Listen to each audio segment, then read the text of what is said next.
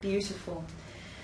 Now, if I may be so bold as to ask, roughly how long have you been studying ancient history? Well, it's not rough.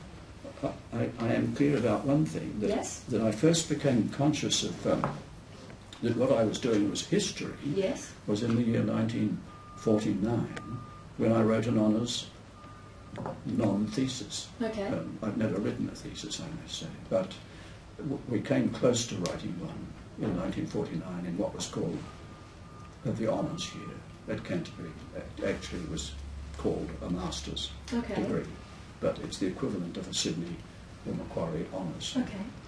And I wrote a long essay, which I've lost now, but it was in retrospect and at the time consciousness of history that I know why also, because I was reading Cicero's letters that year as part of the curriculum for the first time. Wow. And you can't read Cicero's letters and not be drawn into what history is, how history is made, experienced, understood, and so on.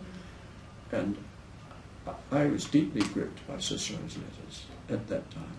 And I may say, incidentally, by the rescue story of Augustus, which we also read, but the Cicero's letters were much more interesting then. I'm more interested in Augustus now. Fantastic. So that would be then... That's 1949. 1949, so we're looking at 61 years. Yes. Wow. But you see, there's a lot of life before that. Wow. And what were you doing before that? Well, what I'm saying is that I didn't get into history until relatively late. I was on language work. Okay. And I had 3 years of, apart from the philosophy, of purely language work. I didn't do English. I don't believe in studying English. Okay. Not for people who are born to the language. And but the languages weren't taking me anywhere in my mind. I wasn't aware of why I was doing it. I was doing it because I liked doing it. That was all. Okay. That's a sufficient reason, by the way. Yes, I agree. People should only study what they like doing. That's why I'm here. And but I didn't know what it would lead to, and one can't know what things are going to lead to. That's why it's important to do what's interesting and to study it fairly intensively if possible. But then I was clear in 1949 that I was preferring to talk about historical questions. I found them more interesting, like the ins and outs of Cicero's complicated political life. Indeed. That's history.